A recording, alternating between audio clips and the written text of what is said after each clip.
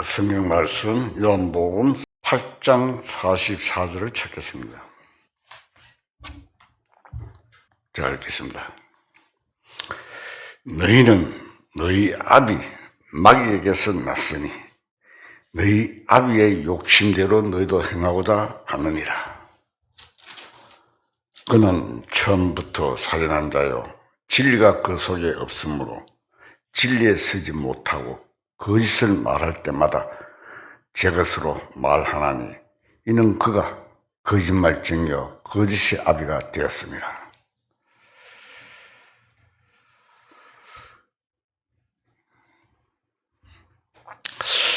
우리가 신앙 생활을 하다 보면 때때로 마음이 답답하고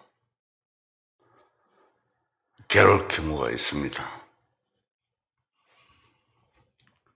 그리스도인의 생활은 세상 사람들이 살아가는 것과는 완전히 다르기 때문입니다. 세상 사람들은 일평생 동안 자기 힘으로 살아갑니다. 모든 일에 있어서 자기가 걱정을 하고 염려하고 노력하고 애쓰면서 사는 생활을 합니다. 그러나 하나님의 생명을 받고 구원받은 그리스도인은 한 가지 다른 것이 있습니다. 이 세상에 살고 똑같은 음식을 먹고 의복을 입고 또 여러 가지 일을 또 하지만 그리스도인이 세상 사람과 다른 점은 주님과 함께 의논하면서 사는 생활을 한다는 점입니다. 고린도서 1장 9절을 찾겠습니다.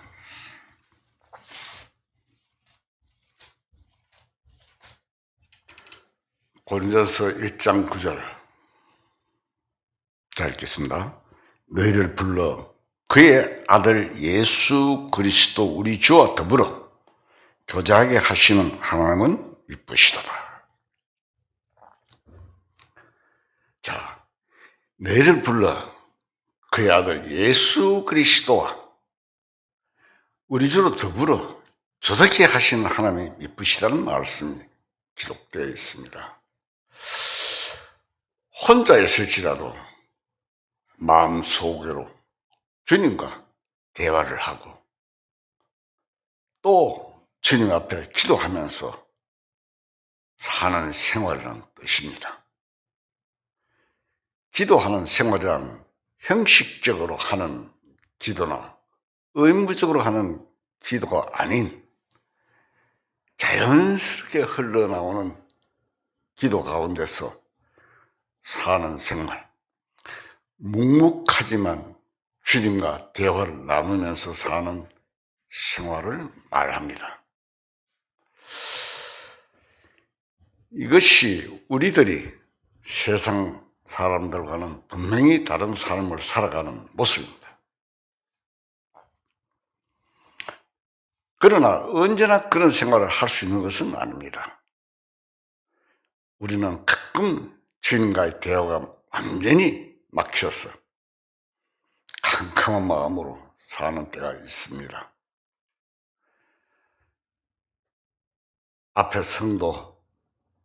앞서간 성도 아브라함의 생활 속에서도 그런 경우를 발견할 수가 있습니다.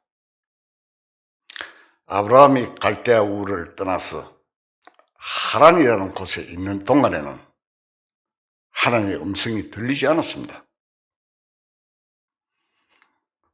또 아브라함이 기근을 피해서 애굽으로 갔을 때 또 하나님의 음성이 들리지 않았습니다. 창세기 12장 보면 기록되어 있죠. 또 이스마엘을 낳아 기르는 13년 동안 하나님의 음성이 들리지 않아 자기 혼자서 애썼고 가정에 분란이 있고 많은 어려움이 있었던 사실이 있습니다. 이스마엘을 낳아 기르는 내용은 창세기 16장에 기록되어 있습니다. 살아가는 중에 마음이 답답하고 아무것도 보이지 않는 상황에 왔을 때에는 자신의 신앙생활을 우리는 검토해 보아야 합니다.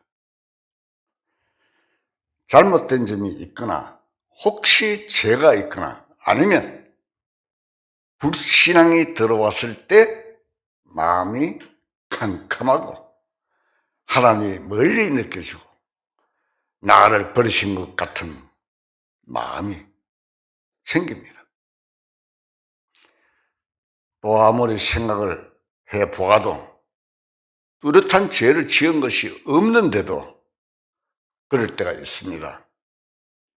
그때는 하나님께서 우리에게 그것을 통해서 무엇인가를 알게 하시기 위해서 주시는 시련이라고 생각해야 합니다. 마태복음이나 누가복음 등 복음서에 보면은 어느 날 예수님이 갈릴리 바다로 가셨을 때 베드로가 고기 잡기 위해서 밤새도록 애를 썼으나 한 마리도 못 잡았습니다. 그때 예수님이 베드로에게 나타나셔서 그물을 오른쪽으로 던지라 하여 베드로가 그 그물을 깊은 데로 던졌더니 그물이 찢어질 만큼 많은 고기가 잡혔습니다. 이 베드로의 기록을 보면은 베드로는 평생 고기를 잡는 어부입니다. 고기를 잡는 어부는 저도 낚시를 해봤습니다만 고기가 잘 잡히는 포인트라고 있습니다. 그 포인트 근방에서 잡으면은 플랑크톤이 많이 있는 곳입니다. 그래서 물고기들이 그쪽으로 많이 모입니다. 그런데 예수님께서 베드로에게 그물을 깊은 데 던져라 했어요. 그곳은 평소 자기가 생각하던 물고기가 안 잡히는 그런 곳입니다. 그런데 주님의 말씀을 의지해서 던졌더니 물고기가 찢어질 만큼 고기가 잡혔습니다. 그때 베드로가 어떻게 했습니까? 주여, 나를 떠나소서, 나는 죄인이로소이다. 누가복음 5장 8절에 보면 기록되어 있습니다. 주님 앞에 자백한 사실이 있습니다. 주님을 향해서 눈이 열리지 않고 마음이 열리지 않을 때에는 주님이 누구신지를 잘 모릅니다. 우리는 잠시 동안이라도 하나님의 인도를 받지 않는다든지 하나님의 계시가 없으면 견뎌내기가 어렵습니다. 하나님의 계시라는 것은 하늘에서 뜨끔하고 내려오고 그런 게 아닙니다. 계시라는 것은 펼쳐 보여주신다는 뜻입니다. 언제나 하나님의 음성을 듣는 것은 아니기 때문에 가끔 주님이 멀리 떠나 있는 것 같고 우리 주변의 환경은 너무도 위험하고 원수의 위협으로 둘러싸인 때가 얼마나 마음이 답답하고 괴롭겠습니까? 우리는 육신과의 전쟁이 끝이 나야만 안식이 오고 평화가 오는 것입니다. 또 이 세상에서 치열한 영적 전쟁이 끝나면 사탄이 멸망을 하고 그 다음에 어떻게 됩니까? 천왕국이 옵니다. 저희도 마찬가지입니다. 신앙생활은 육신과의 싸움입니다. 신명기 31장 16절을 찾겠습니다.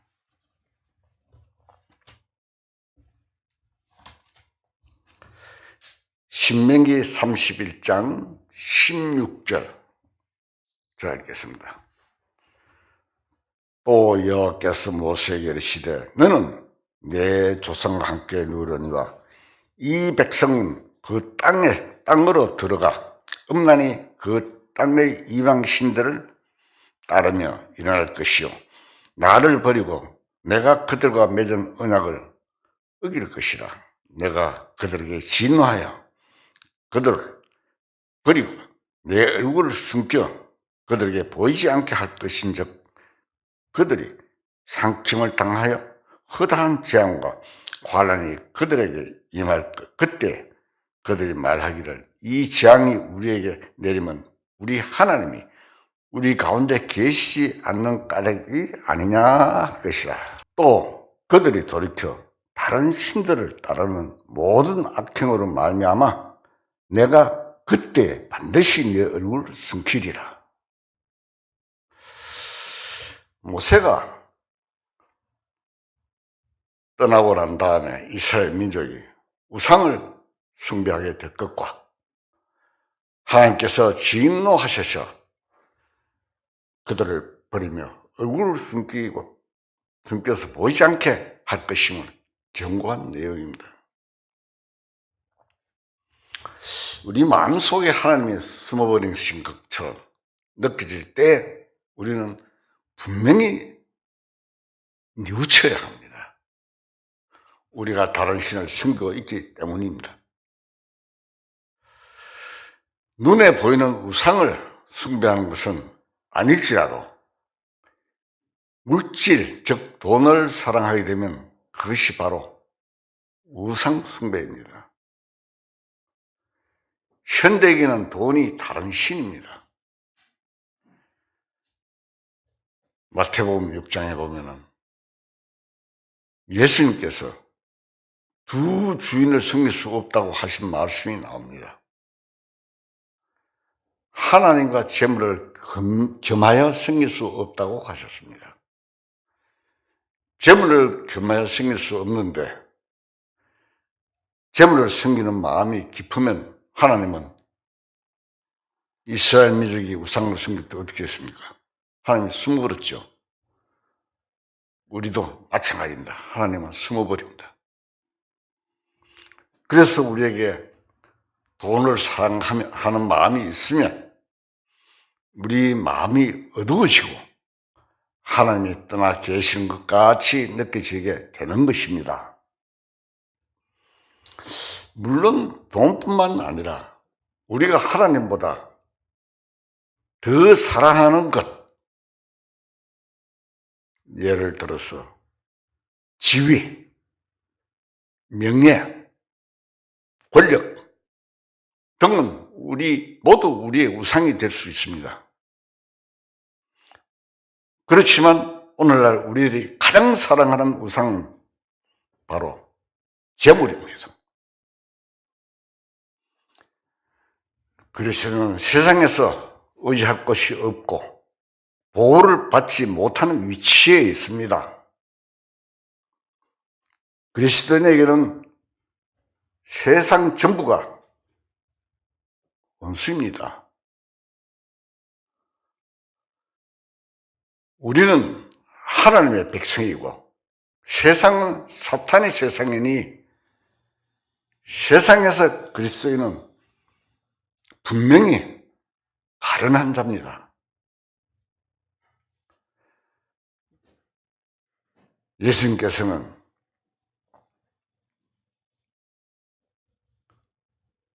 말씀하신 내용이 한번 봅시다. 마태복음 25장 42절. 내가 줄일 때 너희가 먹을 것을 주지 아니하였고 목마를 때 마시지 아니하였고 나그네 되었을 때 영접지 아니하였고 헐벗을 때 옷 입히지 아니하였고 병들었을 때와 옥에 갇혔을 때 돌보지 아니하였느니라 하시고. 자, 여기 보면은 예수님께서 양과 염소를 갈라놓고 염소들에게 말씀하셨습니다. 예수님이 직접 병들 옥에 갇히고 헐벗으신 것은 아니었습니다. 제자들이 언제 주님이 줄이시고 헐벗으시고 병들고 옥에 갇히셨습니까? 물었을 때 여기 조금 전에 읽은 40절 보면은 여기 내 형제 중에 지극히 작은 자 하나에게 행한 것이 곧 나의 행한 것이라 대답하셨습니다. 여기 보면 그 내용이 나오죠. 자, 내 형제 중에라는 말은 구원받은 그리스도를 의미하나 그때 당시로서는 예수님의 제자들입니다. 사도 바울의 생애를 한번 보십시오. 얼마나 가련합니까?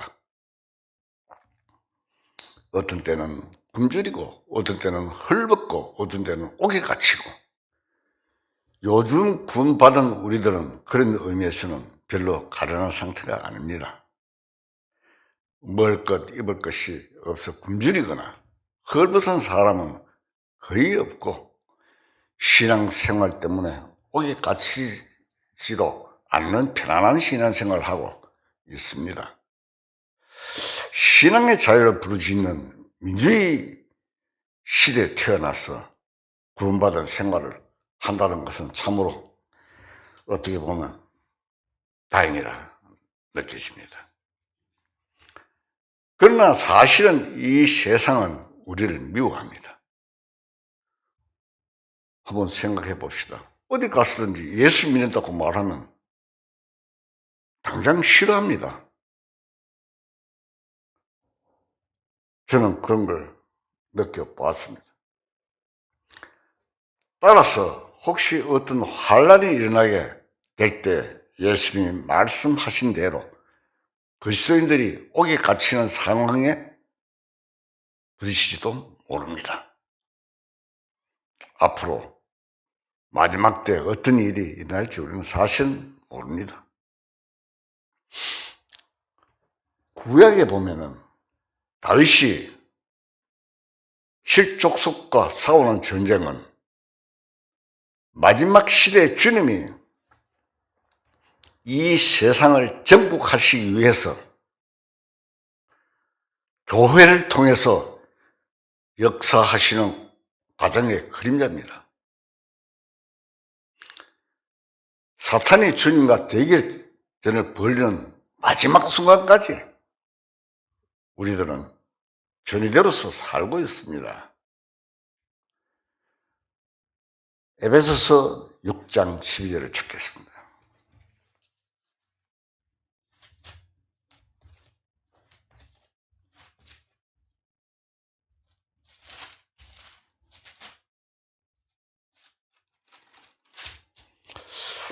에베소서 6장 12절 읽겠습니다. 우리의 씨름은 혈과 육을 상대하는 것이 아니요 통치자들과 권세들과 이 어둠의 세상 주관자들과 하늘에 있는 악의 영들을 상대합니다. 자, 여기 보면 우리의 씨름은 혈과 육을 상대하는 것이 아니라고 했습니다. 지상의 교회는 주님의 전쟁을 대신해서 싸우는 존재입니다. 따라서 사탄과 싸우는 상태에 있습니다. 창세기 4장을 우리가 읽어보면 가인과 아벨에 대해서 내용이 나옵니다. 가인이 하나님 앞에 제물을 바쳤습니다. 그러나 그 제물을 하나님이 받지 않으셨습니다. 하나님께서 가인의 제물을 받지 않으신 이유는 무엇입니까? 가인이 순전히 육신의 소욕을 따라 살았기 때문입니다.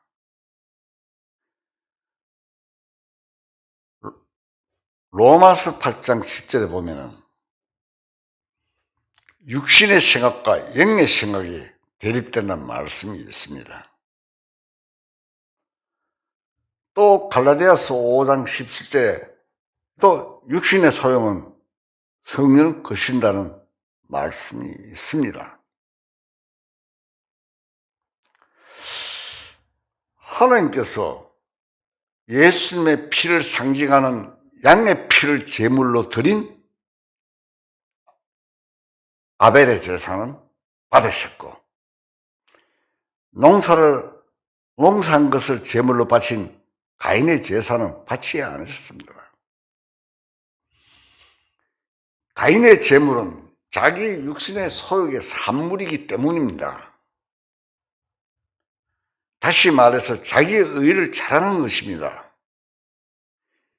인간적인 의를 자랑하는 것은 육신의 소욕에 불과합니다. 누가복음 12장 13절 찾겠습니다. 제가 읽겠습니다. 무리 중에 한 사람이 이르되 선생님, 내 형을 명하여 유산을 나와 나누어야 하소서 하니 이르시되 이 사람아, 누가 나를 너희 재판장으로 물건 나눈 자로 세웠느냐 하시고 그들에게 이르시되 상가 모든 탐심을 물리치라. 사람의 생명이 그 소유에 넉넉한 데 있지 아니하니라 하시고. 자, 어떤 사람이 예수님을 찾아와서 송사를 했습니다. 형이 자기에게 돌아올 재산을 나눠주지 않고 다 차지해버렸어요. 억울하다며 예수님께 형에게 재산 나눠주라고 얘기해 달라는 것을 부탁을 하고 있습니다. 그러나 예수님은 어떻게 했습니까?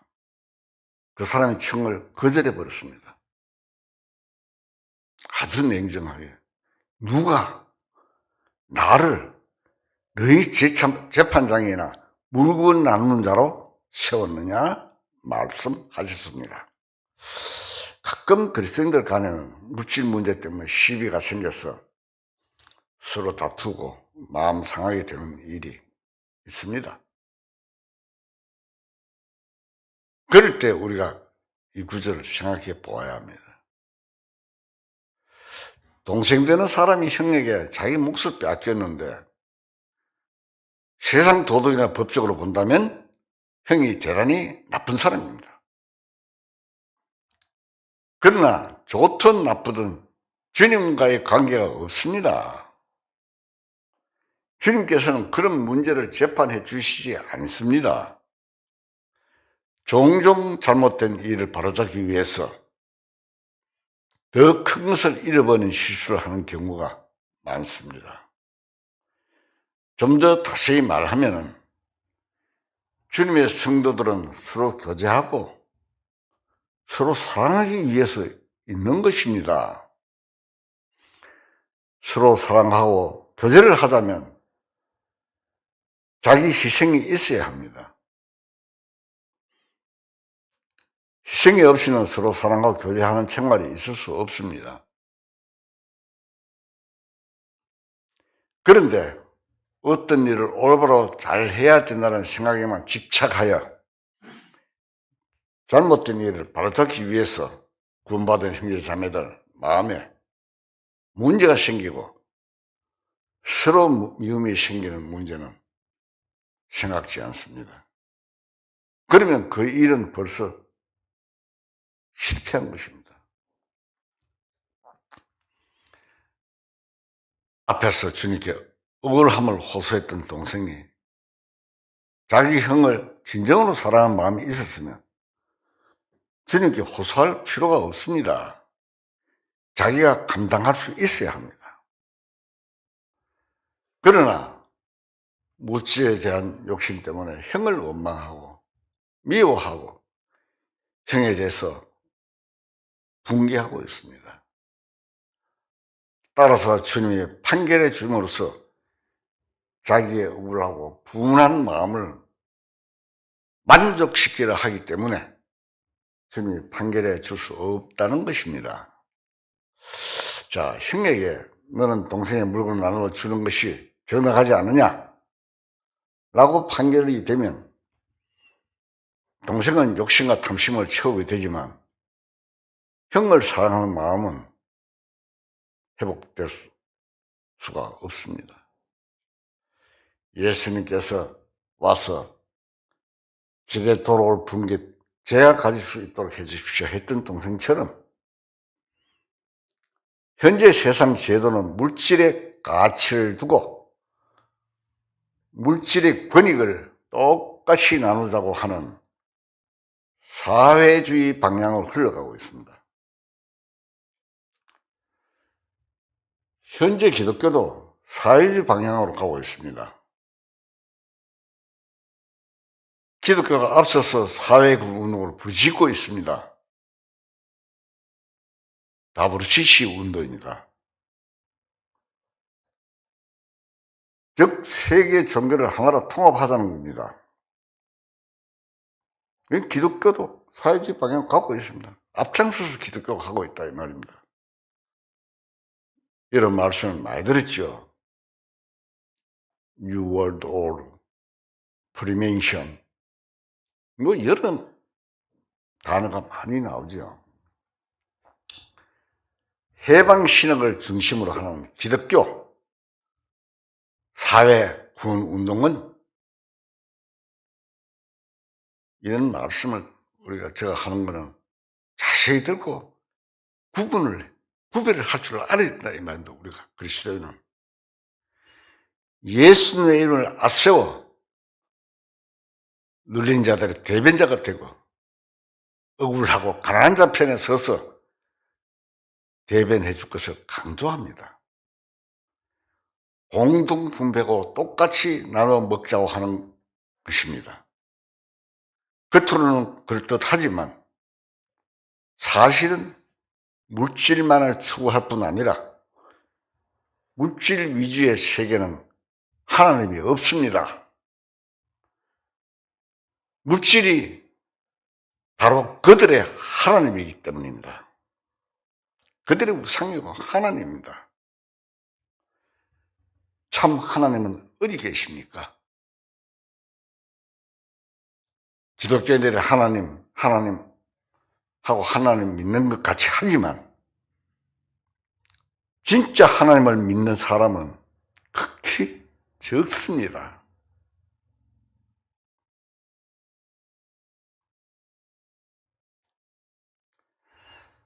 사탄이 꾸며놓은 세상인데 사탄이 하나님을 믿도록 그냥 두겠습니까? 한때 러시아가 공산주의를 포기하고 유럽의 동서독이 통합됨으로써 공산주의 세계가 다 무너지면서 완전히 자유의 물결 세계가 오는 것 같았지만 사실은 모두 하나님의 계획대로 되는 것임을 알아야 합니다. 이 하나님의 역사 속에서 사탄도 자기 일을 하면서 이 세계를 끌고 갑니다. 공산주의는 본래 무신론을 토대로 만들었습니다. 왜냐하면 공산주의 기본 철학인 유물사관은 모든 가치를 오로지 물질에 두기 때문입니다. 다시 말하면 가치를 영적 세계에 두는 것이 아니라 완전히 물질에다가 두고 영적 세계를 부정해버리는 것입니다. 즉 하나님을 부정하고 오로지 눈에 보이는 물질만 인정합니다. 사람이 살아오는 역사도 먹는 것을 찾아서 사는 것으로 생각하는 것이 유물사관의 가장 기본적인 골격입니다. 골고루 똑같이 잘 먹고 잘 살 수 있는 세상이 이상적인 세계이며 골고루 먹도록 해주면 이 세상 싸움도 없고 평화롭고 아름다운 세상이 된다는 것이 공산주의의 마지막 결론입니다. 그래서 그것을 이룰 때까지 무자비한 투쟁을 해야 하고 폭력을 동원해서 부르주아 계급을 완전히 없애야 한다는 것입니다. 공산주의는 실제로 이상툰이고 실체는 될 수 없습니다. 그러나 사람들의 마음속에 기본적으로 깔려있는 것이 바로 물질입니다. 물질이 곧 신임의 우사입니다. 그래서 지금 세상은 자본주의든 사회주의든 간에 물질 전부입니다.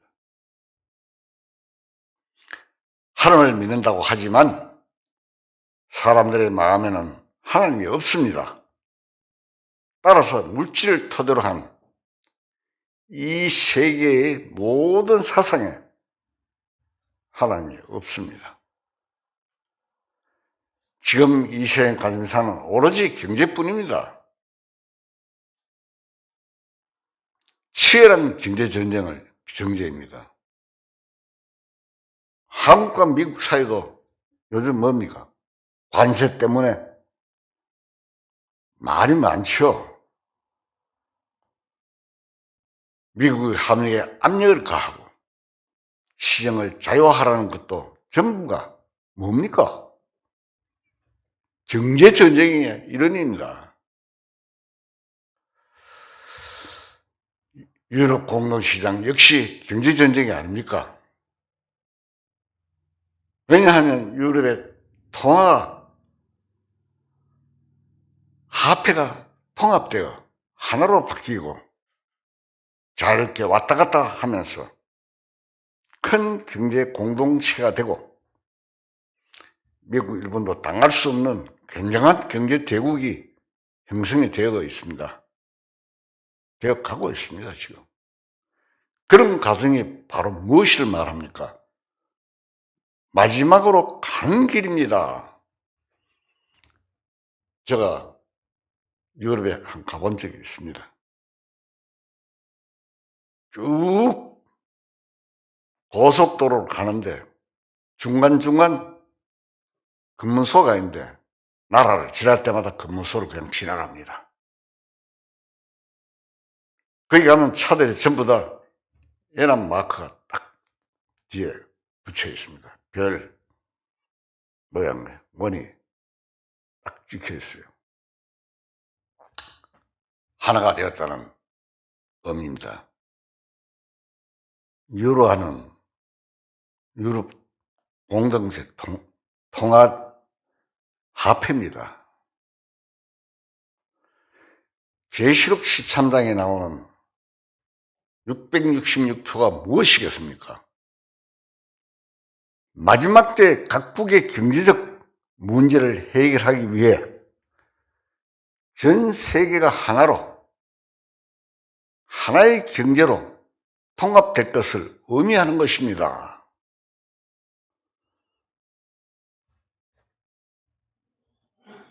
결국 사람들은 세상이 멸망하기 직전까지도 하나님 대신 물질을 사랑하고 섬길 것입니다. 사도행전 4장 32절을 찾겠습니다.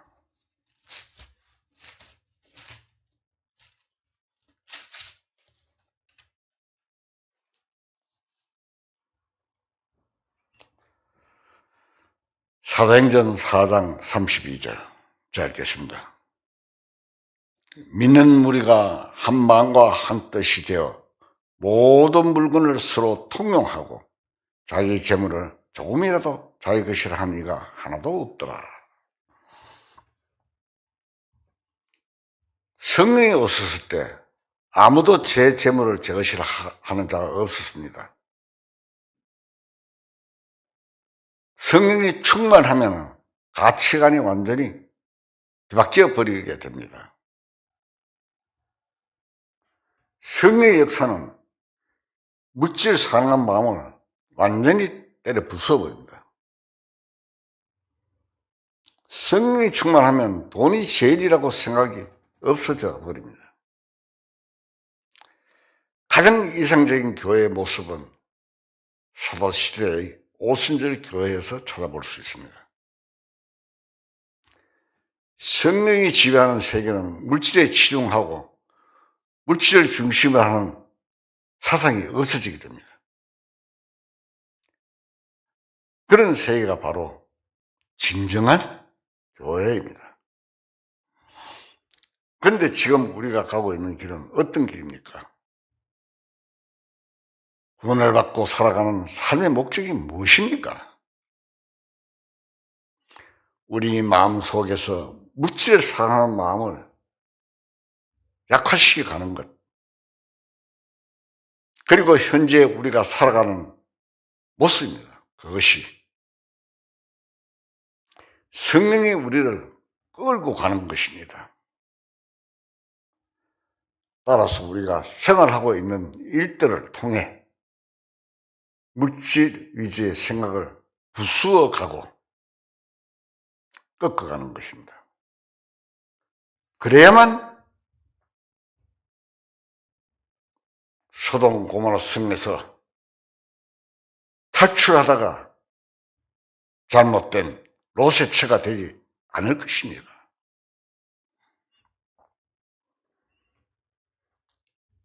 왜 롯의 처, 소돔 고모라 성에 탈출할 때 롯의 처를 기록해 놓았습니까? 우리의 교훈입니다. 그림자고.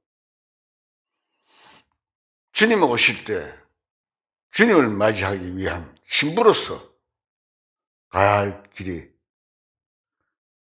그 길입니다. 우리의 생각을 부수고 물질의 생각을 꺾어가는 그 길이다 이 말입니다. 현재 우리의 선한 싸움은 주님을 맞이할 신부로서의 싸움으로서 돈을 사랑하고 세상을 사랑하는 육신적인 마음을 부수는 것입니다. 바로 전쟁입니다.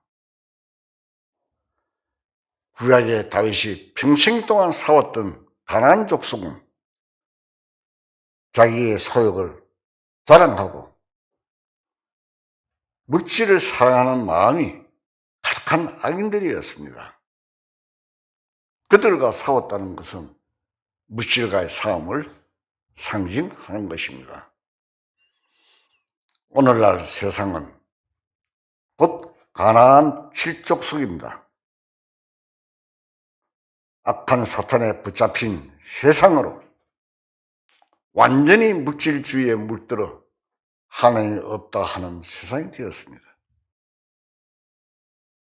물질 만능주의 세상이 되었다 이 말입니다. 우리는 하나님을 믿는 사람, 구원을 받은 사람이 되어 교회를 형성해서 살아가고 있습니다. 우리 육신에 속한 마음, 물질을 사랑하는 마음을 닦고 부수는 전쟁이 있어야 하기 때문입니다.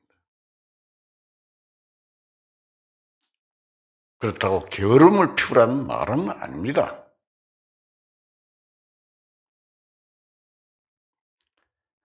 마태복음 6장 22절을 찾겠습니다. 자, 읽겠습니다. 마태복음 6장 22절. 눈은 몸의 등불이니 그러면 내 눈이 성하면 온몸이 밝을 것이요 눈이 나쁘면 온몸이 어두울 것이니 그러면 내가 있는 빛이 어두우면 그 어둠이 얼마나 더하겠느냐. 한 사람이 두 주인을 섬기지 못할 것이니 혹 이를 미워하고 저를 사랑하거나 혹 이를 중히 여기고 저를 경히 여김이라. 너희가 하나님과 재물을 겸하여 섬기지 못하느니라. 자, 여기에서 눈이 어두운 사람은 물질의 눈이 어두운 사람을 말합니다. 물질의 눈이 어두운 사람은 곧 하나님을 향해서 눈이 어두운 사람입니다. 그러나 오순절 교회는 성령이 오실 때 물질에 대해서 완전히 해방이 되어 눈이 물질에서 하나님 편으로 완전히 돌아서 버리지 않았습니까? 온몸이 어둡다는 것은 무엇입니까? 드듬드듬 거린다는 뜻입니다. 영안이 어둡습니다. 영안이 어두우니까 영적 생활 더듬더듬 하면서 주님을 향해서 하늘나라를 향해서 바른 길을 못 간다는 말입니다. 하나님을 섬긴다고 하면서 물질을 사랑하기 때문에 하나님을 향해서 바른 삶을 살지 못하고 덤대는 그런 것을 말하는 것입니다. 눈이 성하면 어떻게 될까요? 하나님을 향해서 눈에 띄어 하나님 하신 일이 보이게 됩니다. 하나님이 하신 일이 보이면서 물질적인 세계에 가치를 두지 않는 것입니다. 그런데 이 세상은 어떻습니까? 물질의 기준을 두는 경제 문제가 가장 중요합니다.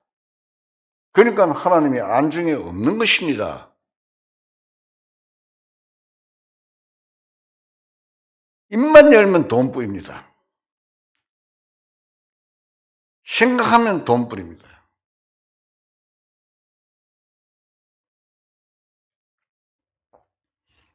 바로 사탄이 세상을 그렇게 만듭니다. 666이 무엇입니까? 사탄의 대표자 적그리스도입니다. 666을 사람의 이마에나 손에 펴한다는 것이 무엇입니까? 지금 몇 발짝 앞에 와 있지요. 지금 은행에 돈들도 현금으로 찾는 사람이 별로 없습니다. 홈뱅킹이나 뭐 다 이렇게 왔다 갔다 그렇게 하잖아요. 그리고 카드 쓰고. 근데 그것도 지금 불편하다고 은행들이 많이 축소돼가 있는데 정부에 의하면 살을 만한 그런 것을 몸에 이식을 하려는 움직임이 있습니다. 그 카드를 앞으로 또 다른 카드가 나옵니다. 화폐 대신.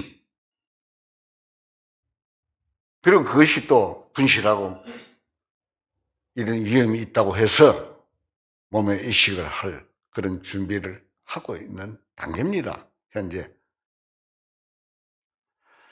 먹고 살기 바빠서 그런 걸 눈 돌려가도 없는 사람들이 허다합니다. 경제의 문제를 앞세워서 나중에 세상을 경제적으로 완전히 장악해버리는 자가 누굽니까? 적그리스도입니다. 그래서 멸망으로 가게 됩니다. 구원받은 사람들도 육신의 생각은 다분히 돈 문제가 없습니다. 구원받았지만 육신의 생각이 끊기지 않으면 돈 문제가 앞서고 세상을 사랑하는 마음이 남아 롯의 됩니다. 구원을 받기는 받았는데 육신이 끊겨지지 않기 때문입니다. 육신의 생각은 돈을 사랑하는 마음이요. 돈을 사랑하는 마음은 세상을 사랑하는 마음이라는 뜻입니다. 그리하여 롯의 처와 같은 사람이 되는 것입니다. 우리 일상생활에 돈이 필요합니다. 그렇지만 그것을 사랑하고 그것만 쫓아가서는 안 된다 이 말입니다. 하나님께서는 롯의 처가 되지 않는 교회를 참으로 원하십니다. 물질을 사랑하는 마음을 부수는 것이 교회의 전제입니다. 그래서 롯의 처가 되지 않는 생활을 이루어 가야 합니다. 그런데 반대로 지금 기독교에서는 기복신앙을 외치고 있잖아요. 많이 내면 많이 바친다고. 많이 주신다고. 큰 소리 치며 자고 하는 자의 안중에는 하나님이 없습니다. 그런 자는 알력이 하나님께 미치지 못합니다. 눈에 하나님이 보이지 않습니다. 이 세상을 창조하신 하나님은 참으로 높고 위대하신 분입니다. 우리가 알고 마음으로 생각하는 것하고는 천지차입니다. 그 하나님은 그 하나님의 심판, 그 하나님의 판단, 하나님의 지혜와 능력이 너무도 높기 때문에 사람들의 알력이 미치지 못하는 것입니다. 물질의 눈이 어둡기 때문에 하나님이 안 보입니다. 그래서 물질을 사랑하는 사람은 하나님을 사랑할 수가 없습니다. 물질을 사랑하는 마음, 물질을 사랑하는 사람, 물질의 눈이 어두운 사람은 구원을 받기가 어렵습니다. 돈이 많고 적고가 문제가 아닙니다. 그 마음이 물질에 갇혀있기 때문에 구원을 받기가 어렵습니다. 마음이 부자다 이 말입니다. 구원을 받은 후에도 물질에 마음이 잡혀 있으면 하나님이 이끌어 가신 일을 볼 수가 없습니다. 악인은 물질에 최고의 가치를 두고 물질의 반석 위에 집을 짓고 거기에 안주하는 사람입니다. 그 사람이 악인입니다. 이들은 사탄의 앞잡이가 되어 사람의 영혼을 통째로 삼키고 잔인하게 끌고 갑니다. 이 세상은 비밀이 있습니다. 은밀한 장소에 숨어 음흉한 흉계를 꾸미는 세상입니다. 그러므로 주님께서 항상 뭐라고 말씀하십니까? 깨어있으라. 그렇지 않으면 세상 비밀한 흉계에 그만 속아 넘어가 버린다는 말씀하십니다. 그렇다면 음흉한 비밀한 흉계가 무엇입니까? 다름 아니라 무죄한 자, 구원받은 사람, 세상에서는 가련한 사람을 유혹해서 죽이려는 것입니다.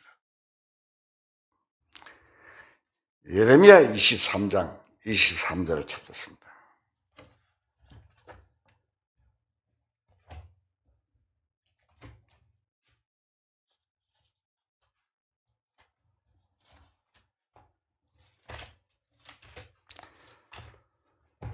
예레미야 23장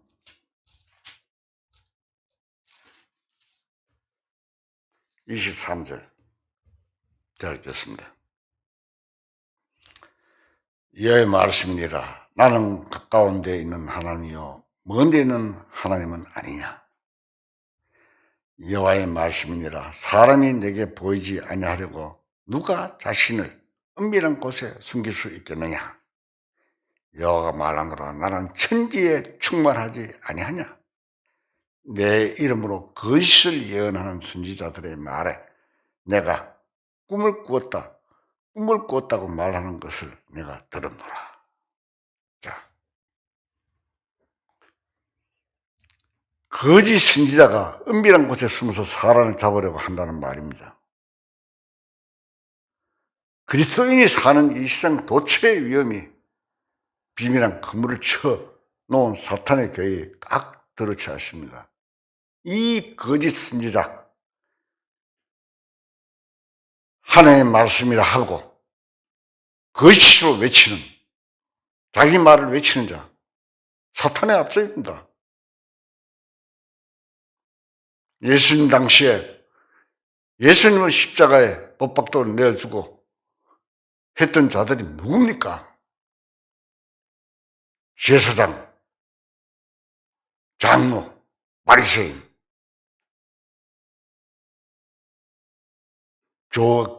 그때 당시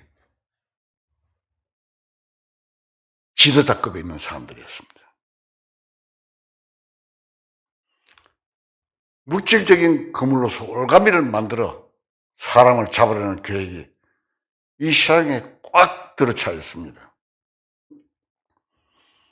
그러나 하나님께서 뭐라고 말씀하십니까? 가까운 데 하나님뿐만 아니다. 먼데 하나님도 된다. 내 앞에 숨길 수 있는 것이 무엇이 있겠느냐? 비밀이 어디 있겠느냐? 말씀하셨습니다. 예매를 통해서 하나님께서 말씀하신 것입니다. 하나님께서는 그 사실들을 하나하나 다 보시고 계십니다. 그러나 사탄은 하나님이 모르는 것처럼 사람들을 속입니다. 물질의 눈이 어두워버리면 사람들의 알력이 미치지 못하기 때문에 사탄의 속임수에 속아 넘어갑니다. 이러한 세상 속에서 정신 차려야 함을 성경이 우리에게 말하고 있습니다. 하나님은 가까운데 하나님뿐만 아니라 먼데 하나님도 되시는 이 세상을 창조하신 분이므로 하나님 눈에는 아무것도 숨길 수가 없고 이미 모든 것을 보고 계신다는 믿음의 표현입니다. 베드로 후서 2장 1절 보겠습니다.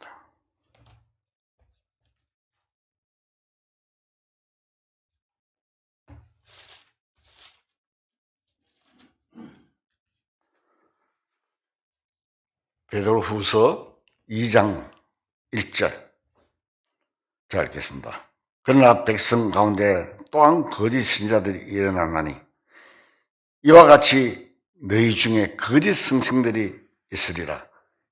그들은 멸망하게 할 이단을 가만히 꺼려들어 자기들을 사신 주를 부인하고 임박한 멸망을 스스로 취하는 자들이라. 여럿이 그들의 호색하는 것을 따르리니 이로 말미암아 진리의 도가 비방을 받을 것이요 그들이 탐심으로 지어낸 말을 가지고 너희로 이득을 삼으니 그들의 심판은 예적부터 지체하지 아니하며 그들의 멸망은 잠들지 아니하느니라. 악인이 거짓 신자 노릇하는 이유는 뭡니까?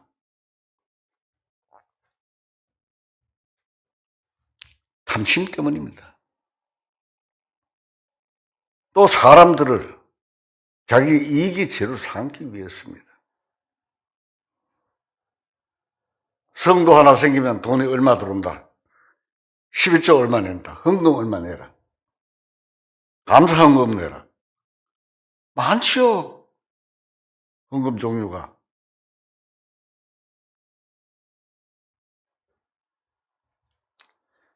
그러나 그들의 심판은 예적부터 지체하지 아니하며 그들의 멸망은 잠들지 아니하리라는 말씀처럼 하나님의 심판은 계속되고 있습니다.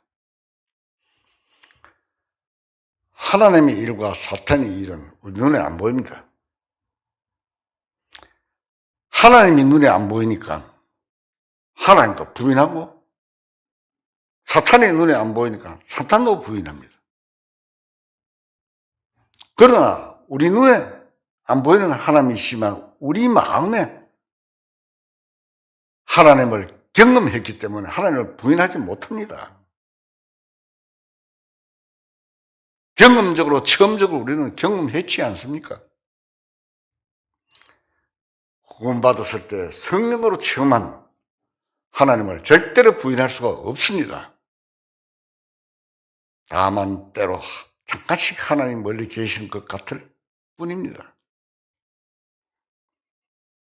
그런데 한 가지 우리가 주의할 것은 눈에 보이지 않은 사탄의 일을 깜빡 잊어버리고 있다가 넘어지는 일을 당할 때 많다는 것입니다. 깜빡 잊어버리고 사탄이 존재한 것도 잊어버리고 이거 왜 이럴까? 문제가 생기고 넘어질 때 그걸 발견합니다. 하나님의 안 보이시면 우리가 하나님을 경험했기 때문에 항상 하나님을 분명히 믿는 것처럼 세상 사는 동안 접촉하고 만지는 모든 일의 배후에 눈에 안 보이지만 분명히 사탄이 있다는 것을 명심해야 합니다.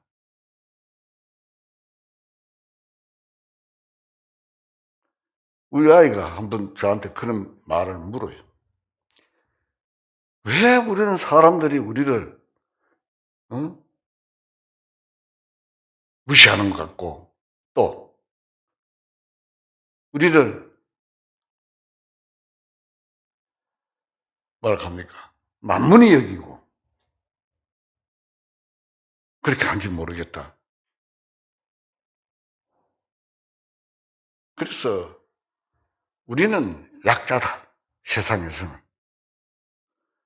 그런 이야기를 한 적이 있어요. 그 배후에는 사탄이 작용하고 있다. 이 세상에 거미줄같이 쳐놓고 있는데 그리스도인이 승승장구하도록 그냥 두려느냐? 그런 이야기를 한 적이 있습니다. 이 모든 이 배후에는 눈에 안 보이지만 분명히 사탄이 있다는 것을 우리는 거듭난 그리스도인들은 명심해야 합니다. 갑자기 이력이 생겼다고 합시다. 그 이력 때문에 궁리하다 보면 어떤 사람은 밤새도록 한 잠도 못 잘 것입니다.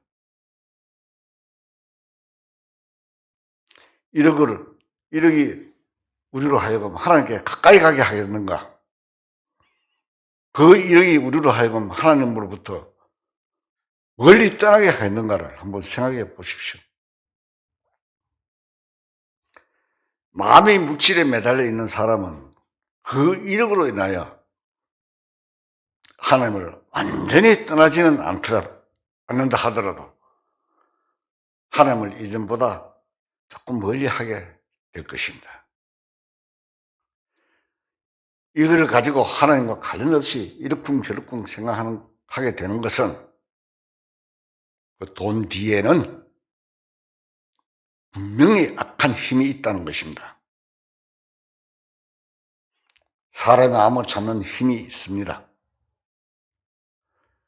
사람을 안 믿는 사람은 하나님도 안 믿고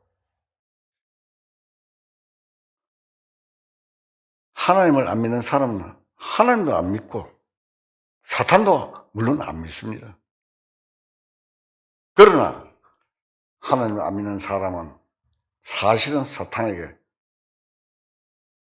속아 있는 것입니다. 그의 삶 자체가 사탄에게 속아 넘어가는 것입니다. 앞으로 이 세상이 전부 이스라엘 땅에서 멸망을 합니다. 분명히 기억을 해야 합니다. 러시아가 이스라엘 치러 와서 그 땅에서 멸망을 합니다. 에스겔 38장에 상세하게 언급되어 있습니다. 지명과 나라까지 다 되어 있습니다.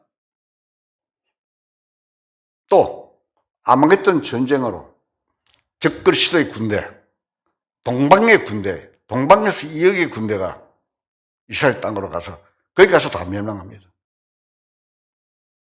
적그리스도의 보통 적그리스도의 온 세상 군대들이 다 모여서 아마겟도라는 곳에서 지금 이스라엘 땅에 보면 머깃도라는 땅이 있어요. 갈멜산 밑에. 바로 거기가 아마겟돈 전쟁이 벌어지는 장소입니다. 또 다윗이 가나안 7족속을 멸망시키고 전쟁에서 승리한 것도 역사적으로 볼 때 모든 세계가 이스라엘 땅으로 들어가서 멸망하고 아마겟돈 전쟁 끝에 어떻게 됩니까? 예루살렘 감난산에 왕 중에 왕 되시고 우리 주님 예수님이 재림하시게 되는 일의 그림자입니다. 우리는 지금 이 시대에 살면서 하나님 볼 수 있는 눈을 가지고 사니 얼마나 다행이 아닙니까?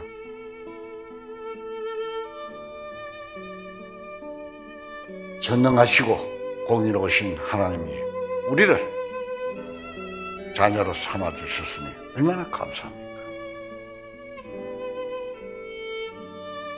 항상 감사하며 기뻐하는 삶이 되어야 하지 않겠습니까? 다 같이 기도하시겠습니다.